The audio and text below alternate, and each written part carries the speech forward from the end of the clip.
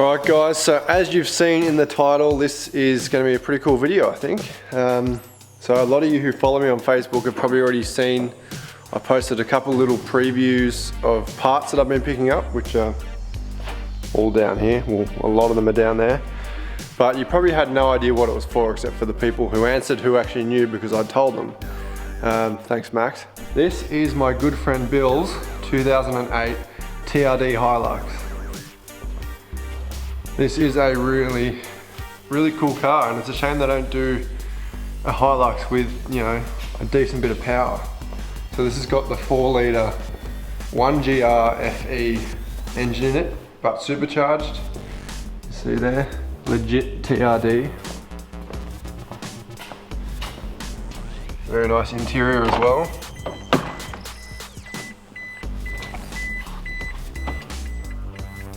So yeah, this is super clean. Bill's taken good care of this. This has been his daily for 10 years, just about.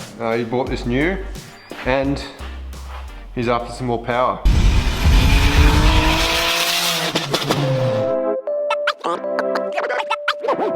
So you can see here, this is the engine bay. As I said, 1GR FE, the same as the petrol Hilux, but with a M90 supercharger on it, which is very similar.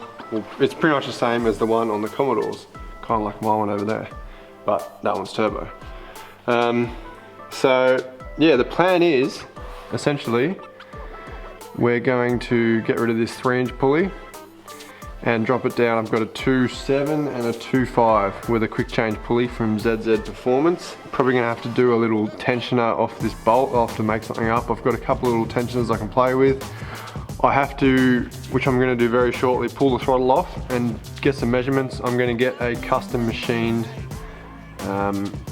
basically throttle body spacer, which will house a 7th injector because we're not gonna be able to flow enough fuel.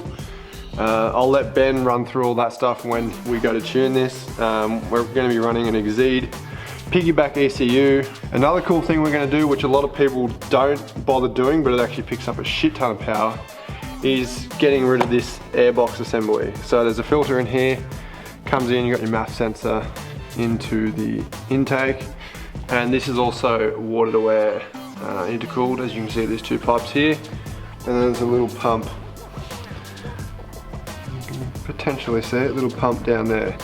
So that's good. So I'm gonna take this for a quick little rip. Not really a rip, I just wanna basically see what baseline boost we have, what kind of intake temperatures we have, although they're not going to be that comparative because we literally just had a massive change in the weather yesterday, so it's about 22 degrees instead of 36, which was yesterday, but nonetheless we should be able to somewhat see. And yeah, Bill's got some supercharger oil for me to change, so I'll do that as well. I believe there's something on the front here, I can't remember where it was, but you know, a little syringe and all that stuff. So enough with that. I'm gonna try and get as much footage as I can when I do this, but I've got 5 days to get this done. Dyno's booked in, today's Sunday, Dyno's booked in the following Saturday, so shit's gotta be done. So anyway, we've bought an AFE cold air intake. This is quite a nice piece of kit actually. It should fit straight in, I'm hoping. So, bought this from the States. This is for a Tundra. Basically the same car, same engine. You know, that should just fit in there. The MAF sensor's in roughly the same spot. It's a tuned intake. Very nice, you'll see that shortly. We've got some pacemaker headers. So I'm gonna be doing a full custom exhaust. So I'll be joining onto here with some 2-inch, coming in and doing a custom Y pipe. All that kind of goodness. Over here we've got the Exceed. This is done by Chip Talk. It's a pretty nice thing, it's a piggyback. You've got somewhat good control, but because it's still a piggyback, you can't change everything like injectors. But we should be right, that's what the 7th injector's for. This can drive a 7th injector, so should be good there. Alright, so here's the goodies from ZZP. So we've got a 2.7 quick change pulley. We've got a 2.55 quick change pulley. We've got a snout cutter because we need to machine the snout so that the pulley can fit over it. That's my Subaru tensioner. So I've got that, and I've also got one for a Commodore which should hopefully fit if that one doesn't. And then we've got the quick change snout. So yeah, hopefully that all goes on. It's an M90, so these are made for like the 3.8 Commodore superchargers, but should be all the same as I've been told. Got a Magnaflow 100 cell, I think, or 200 cell. Yeah, 100 cell cat. We're putting that in. Got our 2-inch tube. So we're going to be going 2-inch into 3-inch, or twin 2-inch into one single 3-inch. I've got a fuel pump upgrade, so it's a Walbro 342, but I've got the kit with the Commodore fuel sock on it, because when you buy the generic ones, the fuel socks are shit. So that one's very similar to the Toyota one. So definitely won't want to run out of fuel with that. All the exhaust bits and pieces, that's nothing too exciting. We've got a 3-inch cutout, which will be pretty sick, so we'll dump that out before the mufflers. We've got 2 of these 3-inch straight through mufflers. So one thing that Bill wants, he wants this thing to be nice and quiet, because, you know, wife and the kids go away, doesn't want it droning, doesn't, you know, autos sound pretty shit when they've got an exhaust anyway, so hopefully that lives up to it. And then in the tailpipe, I'm going to give this Tornado resonator a go. So normally I'd put this mid-vehicle, but Ben and I have our reservations about how well this is going to flow. So I think it will definitely quieten things down, but I'm going to put it on a V-band after the rear axle. So if it is restrictive on the dyno, we'll pull it off, do a baseline. We'll do a comparison between having it on and off. And yeah, hopefully this is enough to quieten it down. I'm sure I'm missing some other stuff, but I'm sure you guys will see it throughout the video. So yeah, I'm gonna basically, as I said, take this for a drive, get some baseline numbers, data log it. Then I'm gonna pull the throttle off, have a look how everything goes together, get a bit of a plan of attack, see if I'm gonna actually need to order anything, because I've literally only got this week.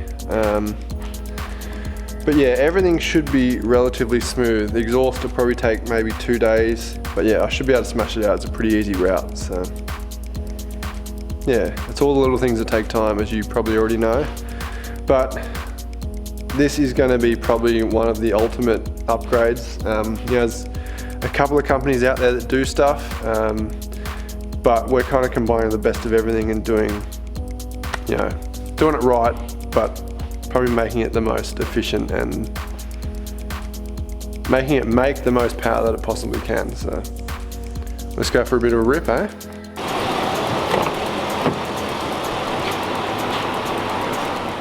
Alright, so we've got the data up on the screen. Jesus, too many text messages. Alright, I've just got RPM. The cool thing is it's got a wideband in it, so we can get wideband air fuel, boost and vacuum, speed, intake temps and coolant temps, and of course timing, and then the commanded AFR. That's all I really want to see. Mainly just the temps and also what boost we're making.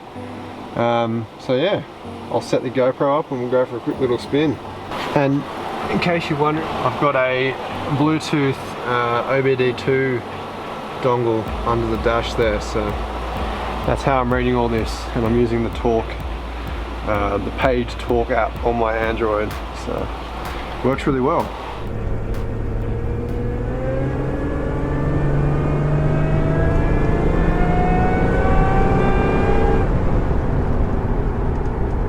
Yeah, it really only, 5 or 6 pound of boost, which is, it's good for a standard car, but it could definitely do with some more. So that's why it's in the Boosted and Built garage. It's a nice car to drive, that's for sure. A little bit weird driving an auto though, but it's nice for a change. And intake temperatures are pretty good actually. We're seeing about 30 degrees Celsius, and outside it's probably low 20s. Obviously because I'm moving it's a lot better, but yeah, engine coolant's about 85.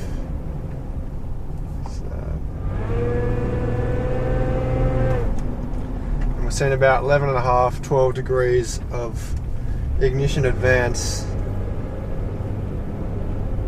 on boost, roughly.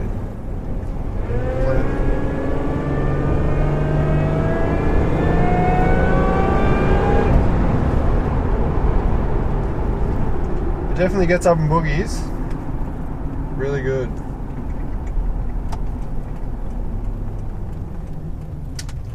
Obviously can't read the screen while I've got my foot planted, but yeah, it'll be interesting to see what the AFRs are doing, because these notoriously do run rich, so.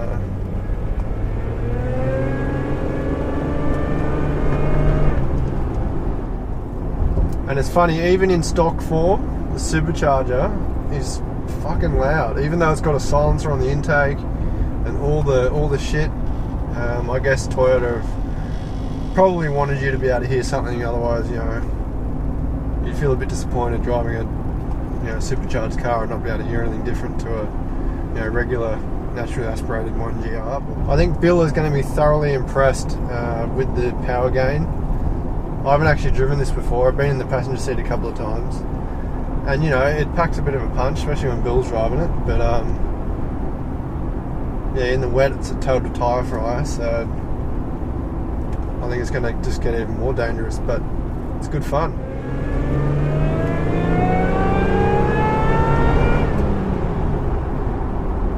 Yeah, actually AFRs are pretty good. 12 to 1. It's not that bad at all. Okay, so first things first, old airbox and intake is off. That's actually pretty basic. 2 bolts, 2 10mm, one here and then one up there. You got to unplug this line that looks like it's vacuum for the fuel pressure reg, I believe. I'd say so, yep. And obviously MAF sensor plug. So now we've gained access to the throttle. So this is an electronic throttle body, as you can see here. You can normally tell by this kind of motor arrangement. It actually gives us a lot better access to the supercharger and everything here, and it actually looks a whole lot tidier. So what the common problem is with these airboxes, especially on the naturally aspirated ones that don't actually have a cooler.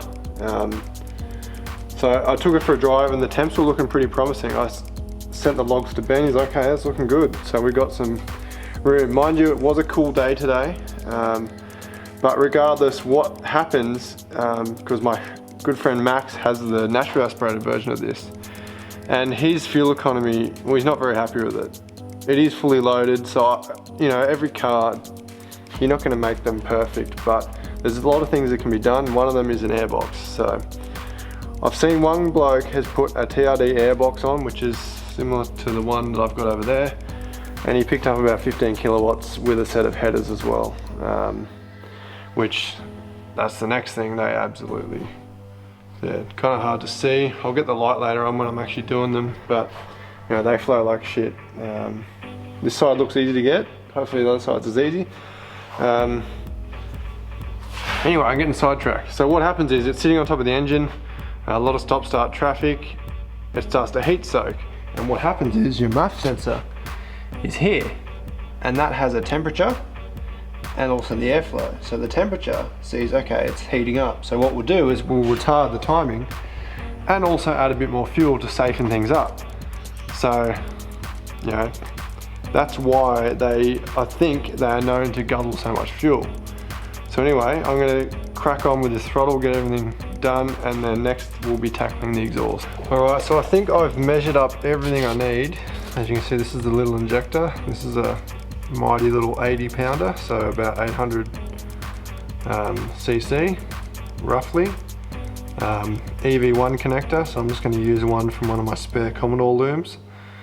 14mm in and out, and here's my little scribble. Anyway, I'm gonna go home, hop on the computer, draw all this out, and you know, in the click of a finger, it will all be done.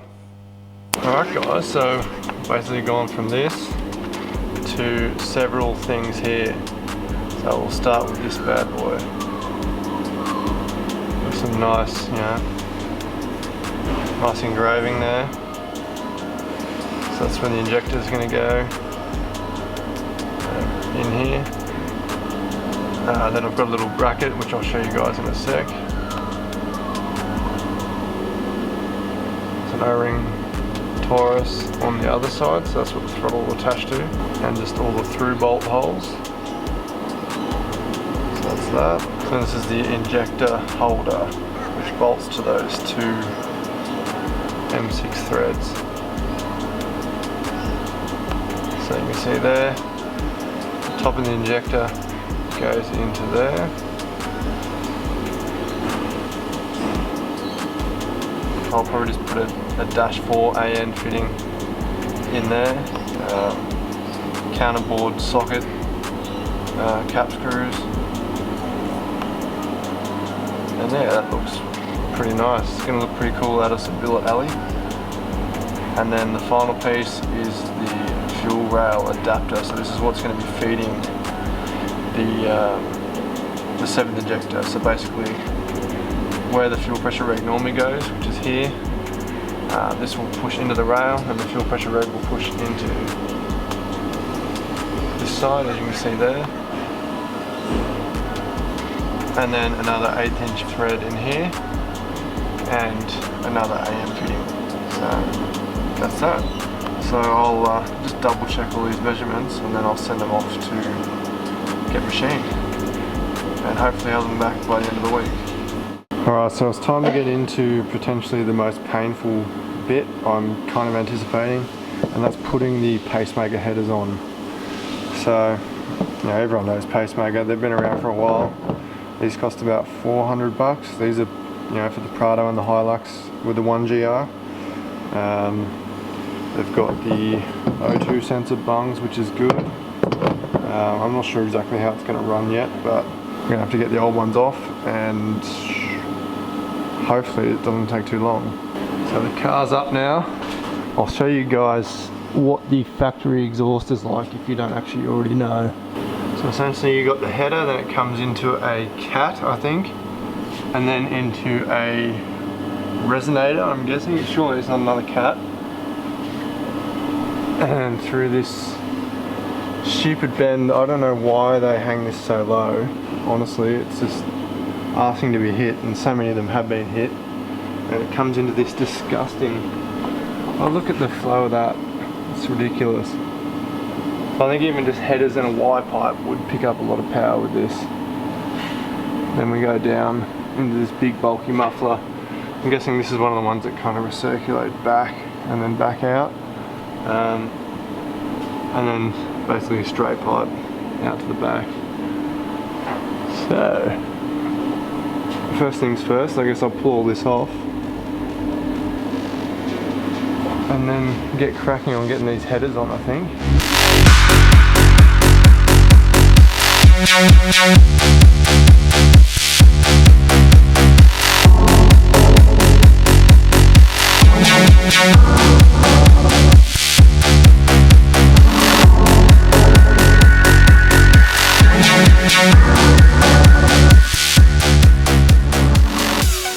So the exhaust is off. I must say it's nice to work on a car that's as clean as this, because everything just comes off nicely. No sheared off bolts, no nothing. Easy peasy. So now it's a matter of doing the headers.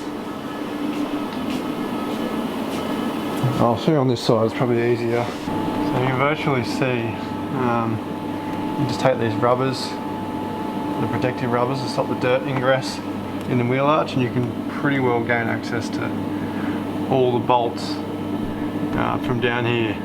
So I don't think it's actually too bad on the driver's side here, well, the right hand side for those in America, because now that airbox is gone, there's a bit of access there, but I think you're meant to do it from under here, and that's where I'm going to try and do it. So hopefully this won't take as long as I anticipated. Alright guys, so here we have the infamous shit flowing 1GR exhaust header. So you can kind of see why they're pretty crap. You know, the flow basically just comes out and hits the, straight out, hits the wall, turbulence. Oxygen sensors galore as well. We've got one, you know, pre-cat and one post-cat. So I think what happens, if you're not putting a piggyback in to delete that code, you're going to get a check engine light, because it's going to realise there's no cat.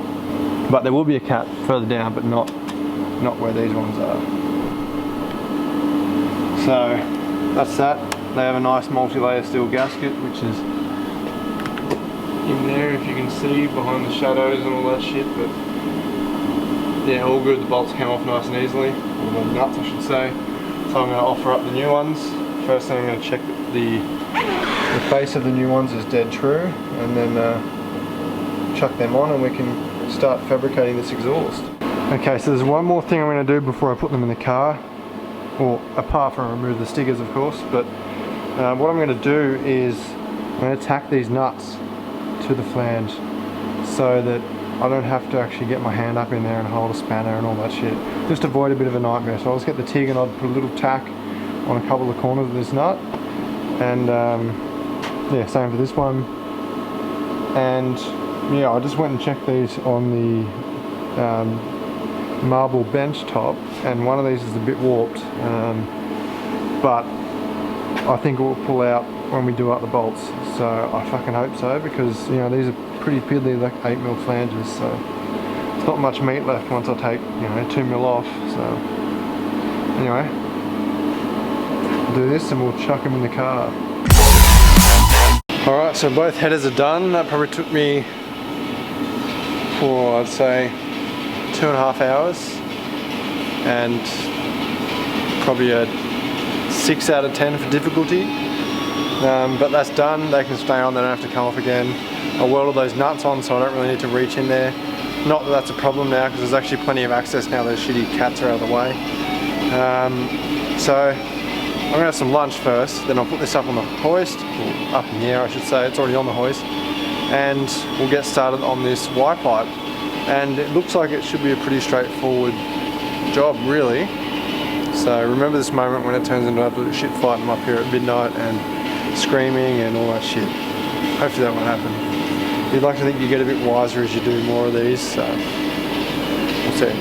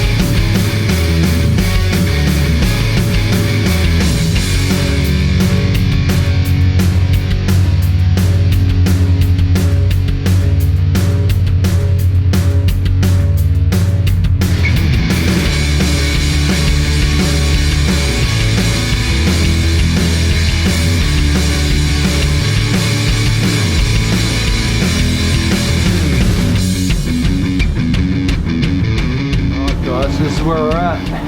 It's all welded up. V-band is just sitting on there. I need to just check that it's all good, and then I'll tack that on. I guess I'll probably face these flanges off on the linisher, and yeah.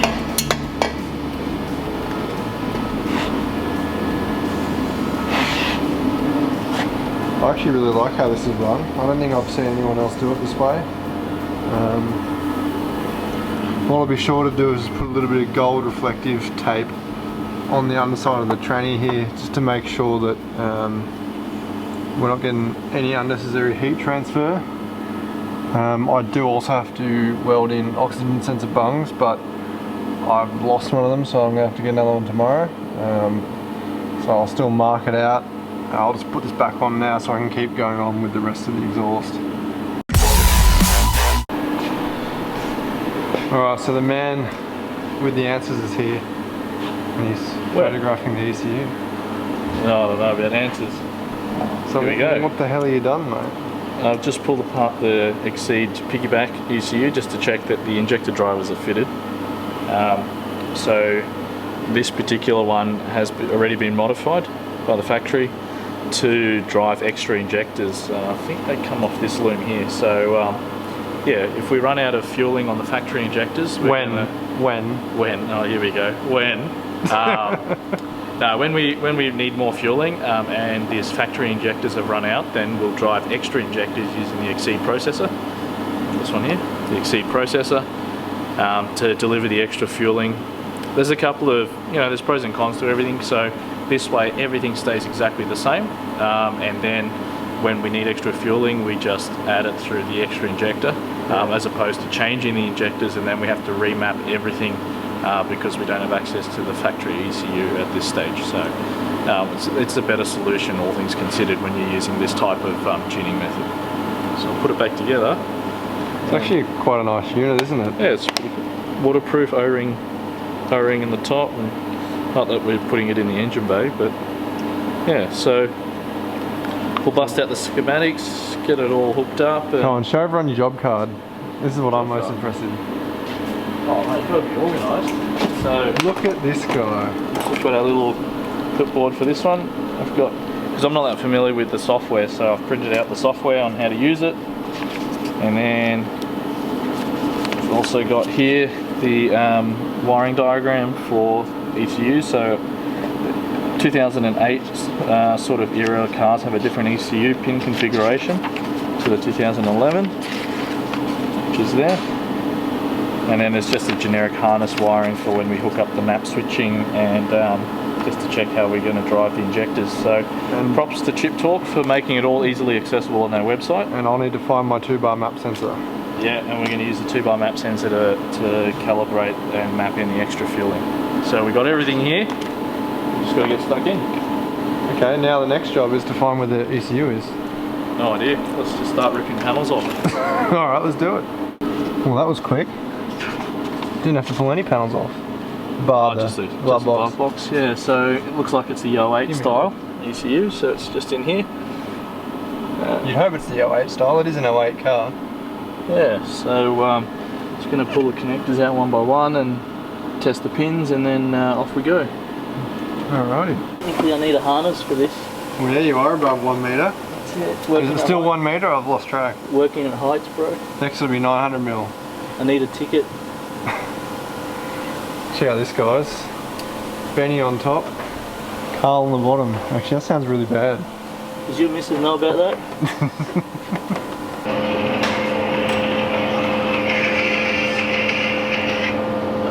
Looks like he's getting serious now, Benny. Yeah. I just managed to get the Exceed to connect. Yeah. Very nice. All the kind of stuff here. So yeah. So this is flashed with 7 pound. Yeah. So it's serial number revision B. It's from April 2006. It's all set up there. So yeah, we'll just read it out, make sure everything's working, and then go from there. So you're all hooked up then? Oh no, just the power. Oh, you just got to do all your signals. I've just put power on just to check everything's working. So what does their interface look like? Can you give us a sneak preview? Yeah, I can't really make it any bigger, but oh, is that it? Yeah. Oh. It's okay. I'm sure it does what it's supposed to do. So I'll just go through and Live check tuning? codes. I believe so. At least data trace. I've got a download maps, download and show. Let's be that one. Download and show on maps. It's not super fancy, but I'm assuming it can do the job. So here's the. It's got. You probably can't read that. It's got 2 maps in it. So MAF adjustment and timing adjustment. That's what's configured at the moment. There's the MAF thing. So from 500 to 6,000 RPM and from 10 to 100. I'm not sure what that. Load variable AN1 to get my job sheet. I'm not sure what AN1 is, but to be determined. Yeah. Alright, so Benny's finished his wiring. Well, as far as we can go today, I've got to get the map sensor hooked up. But we can connect to the Exceed. Everything's looking good. So I've just put airbox and everything back on, and we're going to fire it up. This is going to sound pretty tough because it's literally just the headers, and then it'll basically be what it's like with the cardan open, so it's going to be pretty rowdy, I think. Hopefully it actually fires up. Yeah. Yeah. We don't have the rear oxygen sensors in, so I'm sure we'll get codes. Okay. Let's have a look.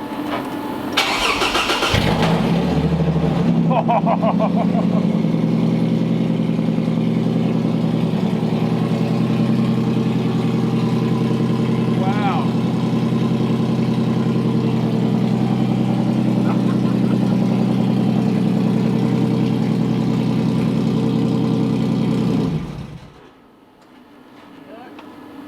Dude, that sounds fucking insane. Listen to that. That sounds tough. It's got a bit of a V6 sound to it though. I don't know, it sounded... Yeah. I was waiting for you to give it a bit of a rev.